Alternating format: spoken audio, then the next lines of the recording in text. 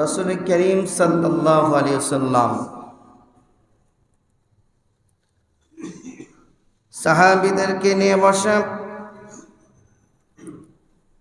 নবীজির পাশে হযরত জিবরিল আমিন এসে বলছেন, ইয়া রাসূলুল্লাহ, ইয়া হাবিবাল্লাহ, ঈমান সম্পর্কে আপনি কি জানেন আমাকে বলেন।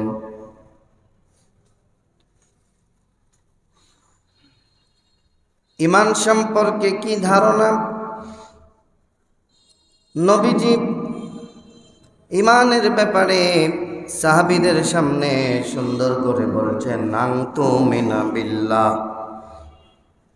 আনতুমিনা বিল্লাহি ওয়া মালাইকাতিহি ওয়া কুতুবিহি ওয়া রাসূলিহি ওয়াল ইয়াউমিল আখিরি ওয়াল কদরি খাইরিহি ওয়া শাররিহি মিনাল্লাহি তাআলা। আল্লাহর নবী সাল্লাল্লাহু আলাইহি সাল্লাম ঈমানের ৬টি বিষয় হযরত জিবরিল আমিনের সামনে তুলে ধরলেন। আল্লাহর নবীর ৬টি বিষয় শোনার পরে হযরত জিবরিল আমিন বললেন, বিষক, আপনি সত্য বলেছেন, ঈমানের রকন হলো এই ৬টি। জোরে বলি সুবহানাল্লাহ। ইসলামের স্তম্ভ ৫টি, ঈমানের রকন হলো ৬টি। প্রত্যেকটা ইবাদতের কিছু রকন আছে। নামাজের রকন আছে, ওযুর একটা রকন আছে। এরকম ভাবে ঈমানের রকন ৬টা। কোন মানুষ যদি ৬টা রকনের মধ্যে ৬টি বিষয়কে যদি সে মেনে না নেয়, তাহলে ওই বান্দা ঈমানদার হতে পারবে না। কয়টা বিষয়? ঈমানের রকন হলো ৬টা। এই ৬টি বিষয়ের উপরে সুস্পষ্ট জ্ঞান এবং বুঝে শুনে বিশ্বাস স্থাপন করার নাম হলো ঈমান। এই ৬টি বিষয়ের উপরে আপনাকে বিশ্বাস করতে হবে। এই বিশ্বাস করার নামই হচ্ছে ঈমান। আমাদের মধ্যে অধিকাংশ মানুষ বিশ্বাস আমরা করি, কিন্তু বিশ্বাসের ধরনটা কেমন এইটা একটু জানার বিষয়। কি করে আমরা বিশ্বাস করি, আমাদের বিশ্বাসটা আসলে কেমন? ৬টি গুণের ১ নম্বরে আল্লাহর নবী বলছেন, আনতুমিনা বিল্লাহ। প্রথম নম্বরে হচ্ছে আল্লাহর প্রতি ঈমান। কার প্রতি ঈমান? ১ নম্বরে আল্লাহর প্রতি ঈমান। আল্লাহ রাব্বুল আলামিনের প্রতি ঈমান আনলাম, এই কথাটুকু বললে কি ঈমানের দায়িত্ব ফুরিয়ে যায় নাকি? ফুরিয়ে যাবে? একজন বিধর্মী যদি বলে আমি ঈমান আনলাম, তাহলে কি সে মুসলমান হয়ে গেল? এত সস্তা ব্যাপার নয়। ঈমানটা হলো সর্বপ্রথম আপনাকে মনে মনে বিশ্বাস করতে হবে। মনে মনে বিশ্বাস করলাম, এবার শুধু মনে মনেই রেখে দিলাম হবে না, এরপরে মুখে স্বীকার করা লাগবে। অন্তরে বিশ্বাস, মুখে স্বীকার করলাম, মুখে স্বীকার করে কাজে পরিণত করার নাম হলো ঈমান। সুবহানাল্লাহ। অন্তরে বিশ্বাস, মুখে স্বীকার, আর কাজে পরিণত করার নাম হচ্ছে ঈমান। কেউ শুধু অন্তরে বিশ্বাস করলো, মুখে স্বীকার করে না, এরপরে কাজেও পরিণত করে না। মুখে স্বীকার করেছে, অন্তরে বিশ্বাস করেছে, কিন্তু কাজে পরিণত করে না, তার মানে ওই ব্যক্তি ঈমানের মূল মিনিংসটা এখনো বুঝে নাই। কথা ঠিক কিনা? এখন যদি আমরা পূর্ণ ঈমানদার হতে চাই, আমাদের করণীয় কি? আমার মুসলমান ভাইরা, আমার হাতে একটা কোরআনুল কারীমের নোট আছে, আমি যদি বলি বলেন তো এটা কি, অনেকেই বলবে এক বাক্যে হুজুর এটা কোরআন, মুখে স্বীকার করলাম এটা কোরআন, কিন্তু আপনার অন্তরে বিশ্বাস হচ্ছে না এটা কি আসলেই কোরআন নাকি অন্য কিছু, এটা কি আসলেই কোরআন নাকি অন্য কিছু। তার মানে ইমানের মধ্যে ভেজাল আছে, পূর্ণ ইমান নয়। পূর্ণ ইমান হলো এটা কোরআন, উপরেও দেখতে যেমন এটা একটা কোরআন, ভিতরেও কোরআন, আল্লাহ রাব্বুল আলামিনের কোরআনের কথা বলি সুবহানাল্লাহ। এর নাম হচ্ছে ইমান।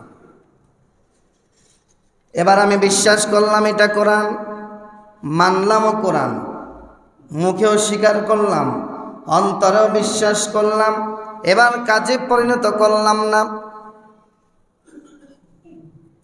তার মানে আপনি 50% ইমান হয়েছে, আর 1% আপনি ইমান এখনো কাজে পরিণত না করার কারণে পূর্ণ ইমানদার হওয়া যায় না। পূর্ণ ইমানদার হতে গেলে আপনাকে 100% অন্তরে বিশ্বাস, মুখে স্বীকার, কাজে পরিণত করার নাম হলো পূর্ণ ঈমান। তাহলে 6টি বিষয়ের 1 নম্বরে আন তুমিনা বিল্লাহ, কার প্রতি ঈমান আনা? একটু জোরে কর না ভাই। আল্লাহর প্রতি ঈমান। আমরা কি আল্লাহর প্রতি ঈমান এনেছি?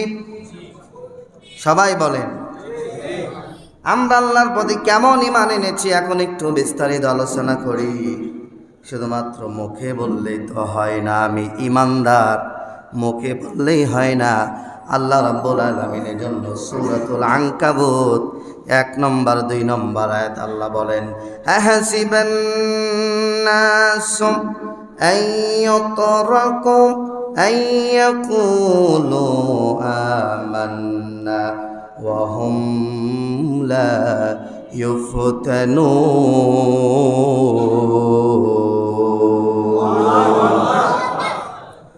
আল্লাহ রাব্বুল আলামিন স্পষ্ট ভাষায় জানিয়ে দিল সূরাতুল আনকাবুতের মধ্যে, ঈমান এনেছি এই কথা বললেই ছেড়ে দেব না। তুমি যে ঈমান এনেছো আমি বুঝবো কি করে? মুখে বলেছো, অন্তরে আসলে ঈমান আছে কিনা এটা বোঝার জন্য আল্লাহ বলেন আমি তোমাকে ঈমানের দাবিতে 1 নম্বর না 2 নম্বর আমি পরীক্ষা করব বলে সুবহানাল্লাহ। এই পরীক্ষায় যদি তুমি উত্তীর্ণ হতে পারো তাহলে আল্লাহ পূর্ণ সফলতার জন্য তোমাকে ঘোষণা করব তুমি পূর্ণ ঈমানদার। আমরা যদি আল্লাহ রাব্বুল আলামিনের প্রতি পূর্ণ ঈমানদার হই, ফজরের নামাজে মসজিদ ফাঁকা যায় কেন? একটু কথা বলেন, কেন ফাঁকা যায়? আসরের নামাজে কেন ফাঁকা? ঈশার নামাজে মসজিদ ফাঁকা। তার মানে আমরা শুধুমাত্র নামে ঈমান এনেছি, আসলে ওই কাজে পরিণত করতে হবে, এই ঈমানদার আমরা হতে পারি না। কথা ঠিক আছে কিনা বলেন? আমরা কেমন ঈমান আনলাম যে ঈমান আমাদেরকে ফজরের সময় মসজিদে আসতে দেয় না? আমরা কি ঈমান আনলাম আজানের পরে আমার ব্যবসাকে আমি ছেড়ে দিতে পারি না? কি এমন ঈমান আনলাম আল্লাহর হুকুমের কথা বললে আবল তাবল মন্তব্য করি, এমন লোক আছে না নাই?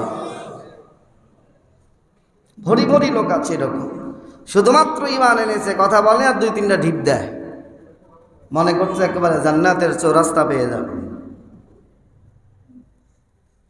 ঈমান শিখতে হবে সাহাবীদের থেকে। কার থেকে? সাহাবীদের থেকে ঈমান শিখতে হবে। নবীজির এক সাহাবী জুনাইবি, বাবা নাই, এতিম মানুষ, চাচার বাড়িতে থাকেন। বিশ্ব নবী মুহাম্মদুর রাসূলুল্লাহ সাল্লাল্লাহু আলাইহি সাল্লাম যখন কোরআনের দাওয়াত দেয়, দারুল আরকামে গিয়া বিশ্ব নবীর কণ্ঠে কোরআন শুনে, আল্লাহু আকবার, নবীজির কণ্ঠে কোরআন শুনে দাওয়াত গ্রহণ করেছে। চাচা একদিন বলছেন, ভাতিজা মাঝে মাঝেই তোমারে পাই না, কোথায় যাও? বলে, চাচা আমি বিশ্বনবী মুহাম্মাদুর রাসূলুল্লাহ সাল্লাল্লাহু আলাইহি ওয়াসাল্লামের কাছে কোরআনের দাওয়াত শুনতে যাই। তুমি জানো আমি একজন কাফের লিডার, আর আমার ভাতিজা হইয়া মুহাম্মদ সাল্লাল্লাহু আলাইহি ওয়াসাল্লামের কাছে যাও কোরআন শুনতে, এইটা আমি সহ্য করতে পারবো না। তুমি যদি আমার বাড়িতে থাকতে চাও মুহাম্মদ সাল্লাল্লাহু আলাইহি ওয়াসাল্লামকে ত্যাগ করতে হবে, নচেত আমার বাড়িতে তোমার কোনো জায়গা হবে না।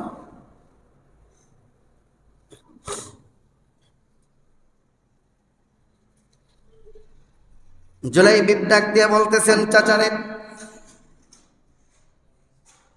প্রয়োজনে সব কিছু ছেড়ে দিব, বাড়ি ছাড়বো, ঘর ছাড়বো, কিন্তু মনে রাখবেন মুহাম্মাদুর রাসূলুল্লাহ সাল্লাল্লাহু আলাইহি ওয়াসাল্লামকে আমি ছেড়ে দেব না।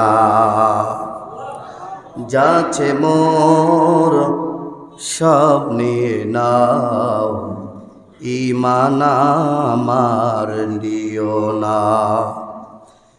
ঈমান ছাড়া ও গো প্রভু মরণ আমার দিও না, না। যাচ্ছে মোর সব নিয়ে নাও, ঈমান আমার নিও না। বলি না আল্লাহ। চাচা বলতেছেন সব দিয়ে দিব, ঈমান দিব না। আল্লাহু আকবার বলেন। বাড়ি ছাড়বো, ঘর ছাড়বো, সম্পদ ছেড়ে দিব, ঈমান দিব না। বিশ্ব নবীজির কাছে চলে গেল। নবীজি আসহাবে সুফফার মধ্যে রাখলেন। হঠাৎ করে শুনলেন বিশ্ব নবী মক্কা থেকে মদিনায় হিজরত করেছেন। এই জুলাইবিব কি করবে? চাচার বাড়ি ঘর সব কিছু ছেড়ে দিয়া বিশ্ব নবী মুহাম্মাদুর রাসূলুল্লাহ সাল্লাল্লাহু আলাইহি ওয়াসাল্লামের কাছে মক্কা থেকে মদিনায় চলে গেলেন। ইয়া রাসূলুল্লাহ, আপনার কাছে দিন গ্রহণ করার কারণে আমার চাচা আমাকে বাড়িতে রাখেন নাই। আমার যা সম্পদ ছিল সব নিয়ে নিয়েছে। আমি সব ছেড়ে দিয়া ইয়া রাসূলুল্লাহ আপনার দরবারে আমি হাজির হয়ে গেছি। নবীজি গরিব সাহাবীদেরকে যেখানে রাখতেন আসহাবে সুফফা, আসহাবি সুফফার মধ্যে কোরআন শিখালেন জুলাইবিবকে। কোরআন শিখতেছে রাত্রিবেলায়, এত জোরে জোরে কোরআন পড়ে অন্য অন্য সাহাবীদের ঘুম হয় না। নবীজির কাছে অবজেকশন দেওয়া হলো, ইয়া রাসূলুল্লাহ, ইয়া হাবিবাল্লাহ, জুলাইবিব এত জোরে জোরে কোরআন পড়ে, ওই জুলাইবিবের কোরআন তেলাওয়াতের আওয়াজে আমাদের ঘুম হয় না। নবীজি ডাক দিলেন, সাহাবীরা, আমার গরিব জুলাইবিব দিন গ্রহণ করতে গিয়া চাচা বাড়িতে লালিত পালিত হচ্ছিল। চাচা বাড়িতে আর রাখেন নাই, ঘর বাড়ি সব ছেড়েছে, এমনকি শরীরের পোশাক পর্যন্ত ছেড়ে দিয়া ইসলামের জন্য হিজরত করেছে। সুবহানাল্লাহ। সব কিছু ছেড়ে দিয়ে চলে এসেছে। আমার মুসলমান ভাইরা, ঈমান শিখতে যদি হয় সাহাবীদের থেকে ঈমান শিখবেন। কুরআনুল কারীমের যখন যে আয়াত নাজিল হয়েছে দ্বিধা করেন নাই, সঙ্গে সঙ্গে মেনে নিয়েছে। তারাই হলো প্রকৃত মুমিন, তারাই হলো প্রকৃত মুসলমান। বলে সুবহানাল্লাহ। আর আমরা যারা আছি নামে মাত্র মুসলমান, যদি বিধর্মীর ঘরে জন্ম দিত এই লোকটা সবচাইতে ইসলামের বড় দুশমন হয়ে যেত। কথা বলেন ঠিক কিনা? ইসকনের সবচাইতে বড় নেতা সেজে যেত এই লোকটা। কথা বলেন ঠিক কিনা? মুসলমান হওয়ার পরেও কোরআন বিরোধী যে কার্যকলাপ দেখা যায়, আল্লাহ যদি বিধর্মীর ঘরে জন্ম দিত এ তো ইসকনের বড় লিডার সেজে যেত। যারা দিনে দুপুরে 90% মুসলমানের দেশে, আমার দেশের একজন লয়ারকে, সাইফুলকে দিনে দুপুরে পাঠা বলে দেওয়া ছুরি দিয়ে জবাই করেছে। ঠিক কিনা বলে? এটা কথা বলেন ঠিক কিনা? 90% মুসলমানের দেশে আমরাই মনে হতেছে সংখ্যালঘু হয়ে গেছি। একজন মুসলমানকে দিনে দুপুরে হত্যা করবে,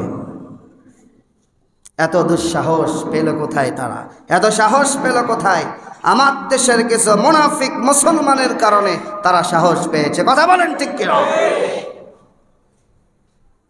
তাছাড়া এত সাহস হওয়ার কথা নয় যে মুসলমানের গায়ে হাত দেবে। এজন্য আল্লাহ বলছেন ওয়াতাসিমু বিহাবলিল্লাহি জামিআন ওয়া লা তাফাররাকু। আল্লাহ 1400 বছর আগেই নাজিল করে দিয়েছেন, মুসলমান ঐক্যবদ্ধ হও, ঐক্যবদ্ধ হয়ে যাও, ঐক্যবদ্ধ হয়ে যাও, ঐক্যবদ্ধ থাকো, জামাতবদ্ধ হয়ে যাও, বিশৃঙ্খলা হয়েও না। বিশৃঙ্খলা যখন মুসলমান হয়েছে তখনই মুসলমানরা দুনিয়াব্যাপী মার খেতেছে। বলেন ঠিক কিনা? মুসলমানরা যতদিন এক না হবে ততদিন পর্যন্ত এই মুসলমানদের উপরে মার খেতেই থাকবে, মুসলমান মার খেতেই থাকবে। ঠিক কিনা বলে? এতদিন দেখেছি ফিলিস্তিন মার খেলো, মিয়ানমার মার খেলো, এখন তেমন পরিবেশ হয়েছে বাংলাদেশের মুসলমানরা জানে কখন মার খায়। অলরেডি আমেরিকা নিউজ দিয়ে দিয়েছে যখন তখন হামলা হতে পারে, জঙ্গি হামলা।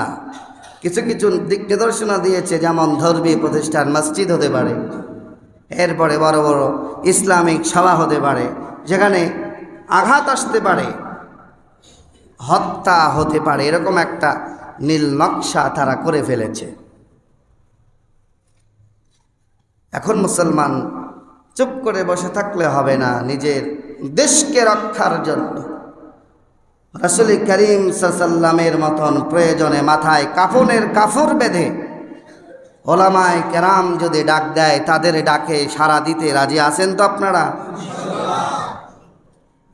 আল্লাহ কবুল করুন, বলেন আমিন। হুব্বুল ওয়াতান, দেশপ্রেম ইমানের অঙ্গ। যাদের মধ্যে দেশপ্রেম নাই তারা ইমানদার হতে পারে না, তারা বেঈমান। আর যাদের মধ্যে দেশপ্রেম আছে তারা হচ্ছে ইমানদার। অনেক মানুষ আছে দেশের প্রতি এত মায়া নাই, শুধু মায়া আছে ক্ষমতা আর টাকা পয়সা। ঠিক কিনা বলে? দেশ জাহান্নামে যজ্ঞ দেখার চিন্তা নাই, টাকা আছে আমি আছি, মাল নাই তো আমি নেই। এটা মুসলমানের চরিত্র নয়, ইমানদারের চরিত্র নয়। ওই মুসলমান হচ্ছে দুনিয়াবী মুসলমান। পরকালীন কেন্দ্রিক মুসলমান কখনো দুনিয়া নিয়ে তো চিন্তা করে না। যেখানে বিশ্বনবী বলেই দিয়েছে ইমানদার মুসলমানদের জন্য দুনিয়াটা জেলখানা, আর যারা বেঈমান কাফের তাদের জন্য দুনিয়াটা বেহেশত খানার মতো। মুসলমান যদি কাফেরদের ওই সমস্ত বিষয় তুলে ধরে তাহলে মুসলমান আর ইমানদার থাকতে পারে না। কথা বলেন ঠিক কিনা? দেখেন আল্লাহর কি কুদরত। একদিকে মুসলমান মুনাফিক হয়ে যায়, অপরদিকে কাফেররা সব ইসলামের দিকে আসতেছে। আল্লাহু আকবার কর। আজ কয়েকদিন ধরে একটা নিউজ দেখতেছি,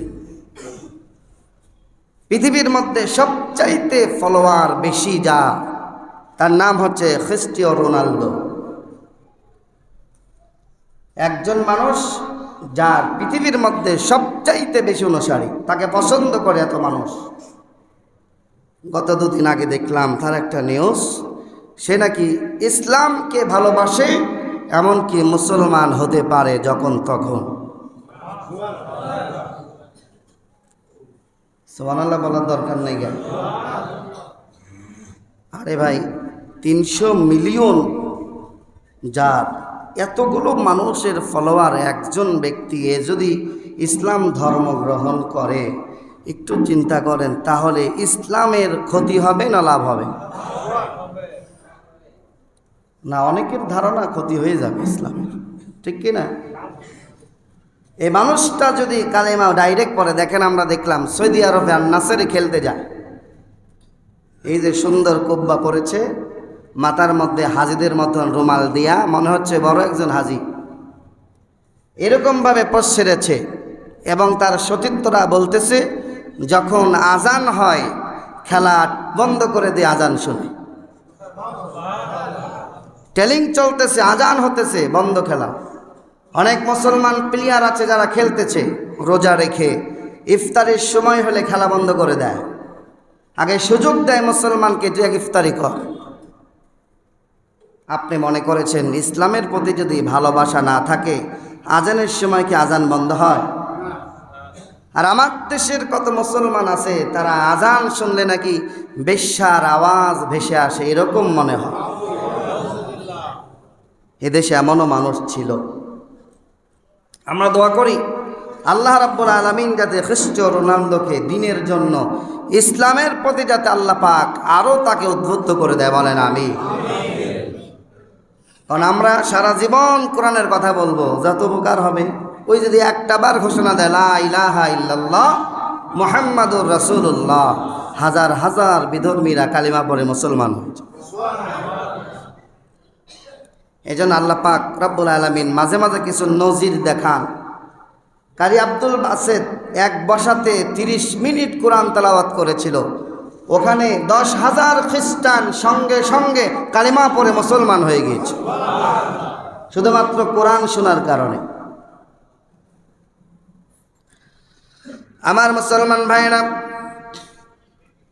এরপরে আল্লাহ রাব্বুল আলামিন বলতেছেন, বান্দারে ইমানের ঘোষণা দিলেই হবে না।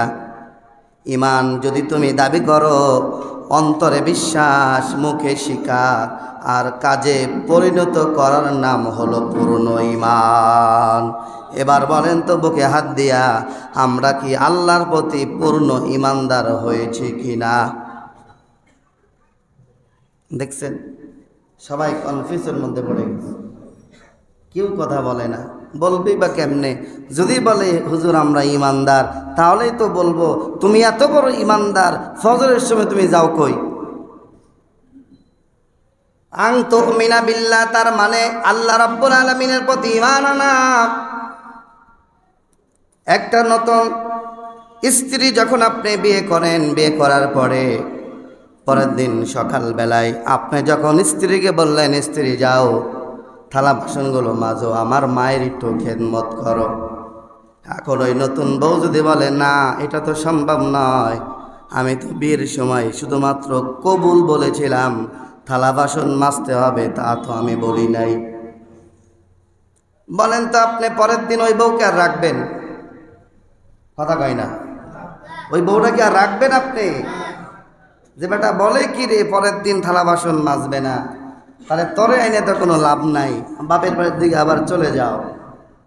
তার মানে বোঝা গেল যখন ওই মেয়েটা কবুল বলেছেন, কবুল বলার সঙ্গে সঙ্গে স্বামীর যত খেদমত আছে, স্বামীর ছেলে মেয়ে আছে, পরিবার আছে, সব দেখাশোনার দায়িত্ব তার নিজেরও হয়ে গিয়েছে। বলি সুবহানাল্লাহ। অনুরূপভাবে কোনো মানুষ যদি বলে আমি ঈমান আনলাম আল্লাহর প্রতি, আং তুমিনা বিল্লাহ, ঈমান আনার পরে শুধু ঘোষণা দিল, ফজরের নামাজে আসলো না, ঈশার নামাজে আসলো না, আজান হলো, ব্যবসা বন্ধ করলো না, তাহলে বোঝা যাবে কবুলের মতো আল্লাহ বলবে তোর মতন ইমানদার আমার দরকার নাই। এজন্য রাসূল বলেন যারা ঈশার নামাজ আর ফজরের নামাজ জামাতে পড়ে, আল্লাহ নবী বলেন তাদেরকে প্রাথমিকভাবে মুমিনের সার্টিফিকেট দিয়ে দাও। শীতের রাত্রিবেলায় আরে এত শীত, আজান হয় মসজিদে, ইমানদার প্রথম আজানেই, আজান শোনা মাত্রই কম্বলকে টাস করে ফেলে দিয়া লাফতে উঠে পড়ে আল্লাহ রব্বুল আলামিনের হুকুম আদায়ের জন্য, ঠিক কিনা বলে? আর আরেকটা ইমানদার আছে, আজান হলো একটু পরে যাই, একটু পরে যাই, আরও তো সময় আছে, আরেকটু ঘুমাই, একেবারে নামাজের নিকটবর্তী বাড়ির থেকে ওযু করে দৌড়ায় আসে, শুধু সেজদাটা ধরে, আবার নামাজ পড়ে আবার চলে যায়। এটাও ইমানদার, কিন্তু 1 নম্বর ইমান নয়, ঠিক কিনা বলে? আর 3 নম্বর শ্রেণী আছে, আজান শুনলে যদি পায়ের কিনারে থাকে, পা থেকে ল্যাপটা উঠে সুন্দর করে মাথা ঢেকে আবার ঘুমায়, আর শয়তান এসে সুন্দর করে মাথা লাড়ে, রে বেটা ঘুমা, শীতের রাত, ওঠার দরকার নাই, ঘুমায়া যা, ঘুমায়া যায়, ওই সময় শয়তানের আনুগত্য করে ঘুমায়া যায়, ঈমান এনেছে আল্লাহর প্রতি, ঈমানের কথা লোকটি ভুলে যায়। তাহলে আমার মুসলমান, আল্লাহর প্রতি ঈমান আনলাম, ব্যাপারটা কি বুঝতে পেরেছেন? বোঝাইতে পারলাম আমি নাকি বোঝেন নেই?